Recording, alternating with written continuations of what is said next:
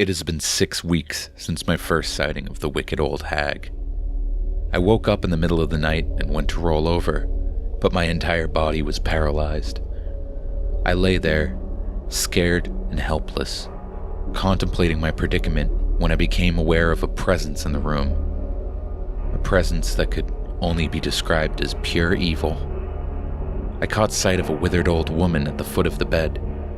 Her tall, hunched frame was draped in a long, dirty gown with wisps of filthy white hair hung from a balding scalp. I channeled all my energy into desperate attempt to move, but my efforts were in vain. It felt as though I was being pinned to the bed by an invisible force.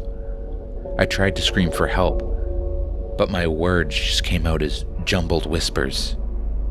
I could feel her claw-like hands on my legs and my arms as she crawled her way up my rigid body.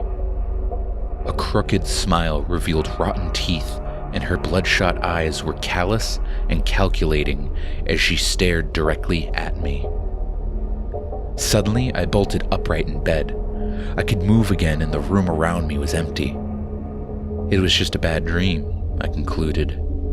Took a few minutes to catch my breath and settled back to sleep. A couple weeks later, I met an old friend for a drink, and a point in our conversation reminded me of my dream. I had a scary case of sleep paralysis a couple of weeks ago, I told him. Really? Did you see the Old Hag? My friend replied. An icy chill ran over my body. I hadn't told anyone about the dream, and there was no way he could have known what I'd seen. How the hell did you know that? I asked with disbelief, my voice quivering. I read about it some time ago, he explained, startled by my reaction. A phenomenon known as Old Hag syndrome, where sufferers of sleep paralysis are visited by an entity, often in the form of an old hag. You're bullshitting me, I said incredulously.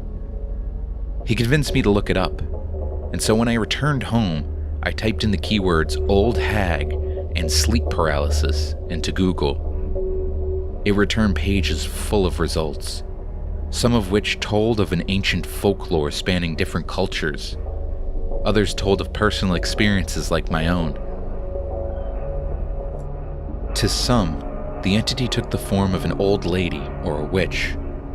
To others, she looked more like a demon. But they all described the presence of overwhelming evil.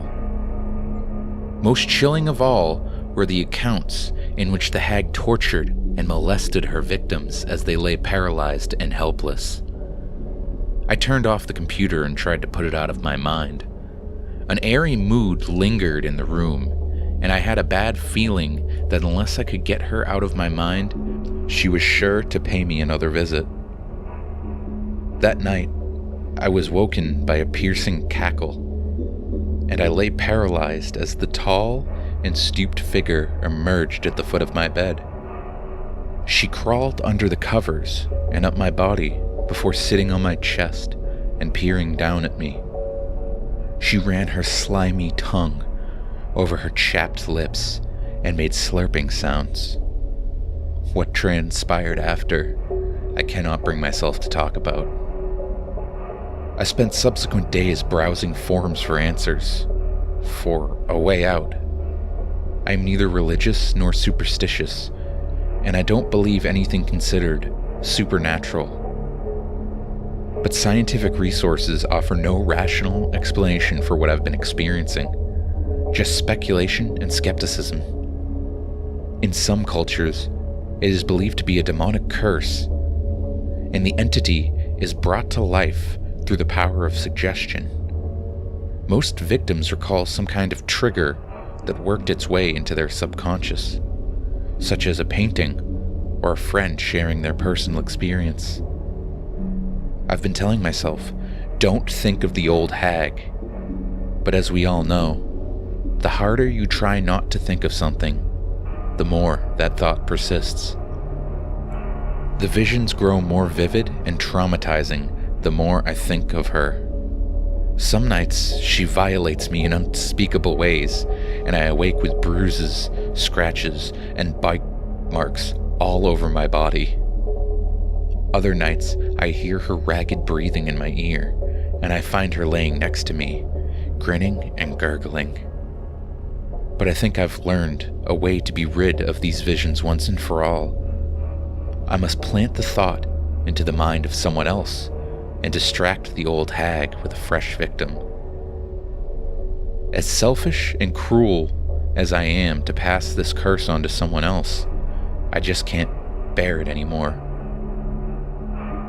And whoever is listening to this, whoever you are, please forgive me.